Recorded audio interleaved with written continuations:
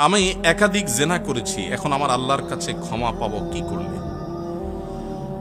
আল্লাহ তাআলা রহম করুক।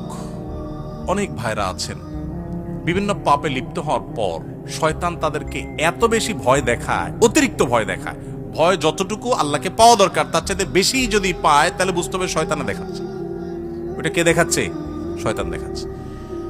আপনি কোনো গুনাহে লিপ্ত হয়েছেন, যে কোনো গুনাহ, পৃথিবীতে এমন কোনো পাপ নাই যেটা মাপ চাইলে মাপ হয় না। এমন কোনো পাপ, এমনকি শিরকও নাই। শিরকের গুনাহ যদি করার পরে মাপ চায়, তওবা করে, মাপ হবে না? হবে না? তওবা ছাড়া মারা গেলে মাফ করবেন, এটা ভিন্ন বিষয়, কিন্তু তওবা করলে সেটাও মাফ হবে।